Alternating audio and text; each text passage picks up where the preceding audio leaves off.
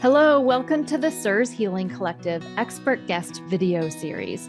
I'm Jenny Johnson, the host and facilitator of the CIRS Healing Collective, which has been a resource for aspiring CIRS overcomers to share and connect from around the world since 2020.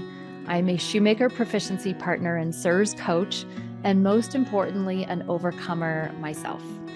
What you're about to see is a 10-minute excerpt from a 90-minute group discussion that members of the CIRS Healing Collective got to have live with this expert guest. If you would like to see the full 90-minute replay, come on over to the CIRS Healing Collective. We have a robust video library from the past 5 or 6 years of so many expert guests. Better yet, you'll be able to join our future monthly live discussions with experts to come. We'd love to have you. Thermal imaging, I know I kind of took you off track, but you were kind of talking about some of the techniques and tools that you use and your forensic inspections. So I don't know if you're done covering thermal imaging, but we have tracer dye as another one. Would this be a good segue, or were you wanting to go in another? Yeah, it's fine. I think that when I talked to you originally about meeting with everybody, just one of these questions can take up the whole time. Right. And then plus I get really excited about it. I'm really passionate about finding the problem. Yeah. And I don't like leaving the property until I have it.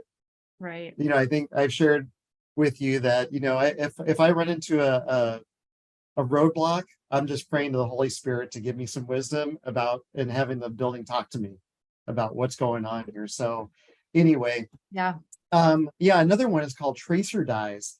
So if there is a leak that could be coming from more than one source, I use what's called tracer dyes. So tracer dyes are used in the swimming pool industry. And the tracer dyes we're trying to find out, where is that water leaking from? What part of the pool system? And so I've taken those tracer dyes and I use it for like basements. Basements are a great place to use tracer dyes. And tracer dyes are, they come in different colors. I have 3 different tracer dye colors that I use. One is a fluorescent yellow. That's my most popular one. Then I have red and I have blue. So if I have a number of locations that might be leaking and I just don't want to use water, because if I just use plain water and I just don't know which one of those 2 or 3 places that it might be leaking from. But if I put a red tablet, a blue tablet, and a fluorescent yellow tablet, I get them all wet and it comes in. Now I can see what color it's coming. And now I can go towards, whenever I use that color.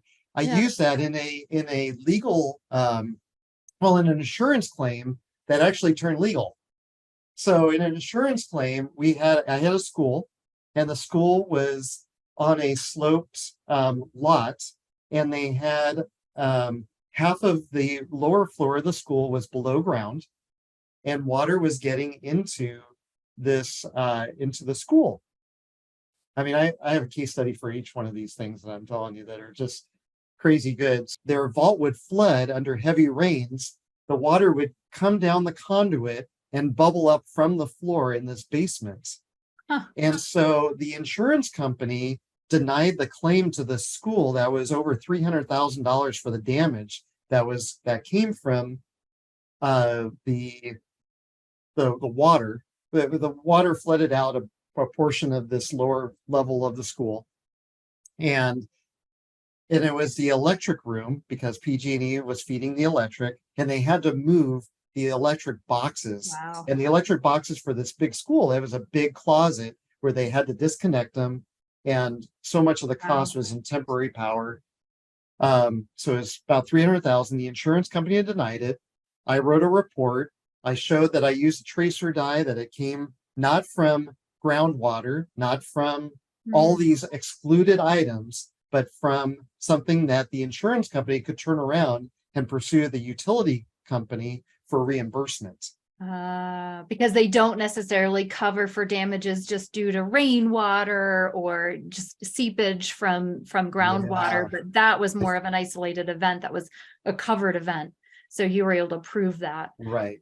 Got it. So now it was covered, and for the insurance company, it was subrogatable. So what subrogation is that I might have to pay for something, but I'm going to make someone else reimburse me for that because it wasn't my fault.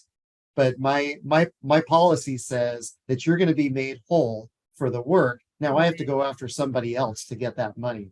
So it was kind of a win for my client, a win for the insurance company, and a loss for the utility company in that case. Right. Interesting. And that was because I'm using tools like the tracer die to say, this is where it came from, this is what I did, this is what I use, and here's the pictures that indicate it. I love it. Yeah. So how about, I don't know if you want to keep going down this list that you gave me, but you have building science, theatrical fog. That sounds like a fun one. Smoke pencil. Tell us more about some of these cool tricks you have up your sleeve. Yeah. That sounds fun. I'm gonna show you here. Let me see. I'm gonna get a couple of really cool pictures to describe this and describe it, and then I'm gonna show you here.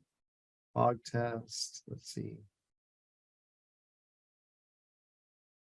So you had John Banta on. Yep. Last time, right? So for those of you who weren't here, he was the one who was talking about the peptide bond testing, how we can take the Q-tips kind of around the perimeter of our house and see what may be communicating into our indoor living space from behind a wall to give us more information about, what might be going on, or if our cleaning efforts have been satisfactory to see if the proteins from microbes are remaining or not. Yeah, so he did a great talk with us about that, which is pretty neat. I got to be the beta tester for that, actually, for those peptide bonds. His house was first, my house was second, and then we utilized some clients' homes, and it works, and it was really cool, and I'm really proud to be a part of that. But I'm bringing up John Banta for this theatrical fog. So the idea behind the theatrical fog is, do I believe that air from one part of a building is going to another part of the building? And how do I show that if that is happening? So this was just in trial, Jenny. I actually got to testify in trial using what they call junk science to prove a point. I love it. Maybe I should. So when in trial, first you have to be qualified to talk in trial. What that means is that, are you an expert in what you're going to talk about? Number one. Yeah. Then you go through this process of being deposed, and in multiple meetings before you ever get to a trial. And then you end up at trial at the very end if the parties can't come together and settle it out.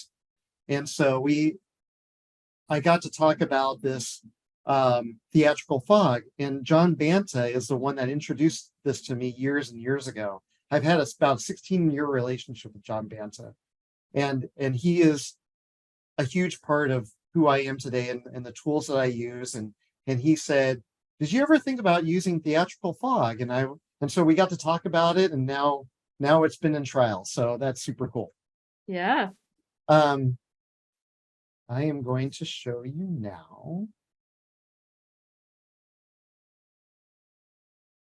So so what is theatrical fog? If you celebrate Halloween, you can use one of these on your porch, and you can put out this fog and make it really eerie. If you have a daughter in ballet, my daughter was in ballet for 16 years of her life, and they use theatrical fog a lot for ballets, like the Nutcracker. So this is a theatrical fog machine. And so we are filling up a crawl space with theatrical fog to see if we have communication between a crawl space and the crawl space and the inside of the house. And so I have, let's see, let's show you this. And so this is after, so now it's just lingering. And the purpose of this is to, again, show that how do you make air visible? Right? If, like, I don't know that the air exists in the room that I am, but I can see its effects when I can feel wind.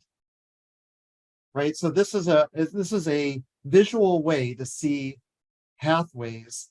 Now these particles are bigger. When you see something, they're at least 10 microns in size before you can see it with a visible eye. Mold is going to be between 2 and 20 microns in size. A mold spore, which is the biggest part of that mold structure that you can see, is going to be the mold spore.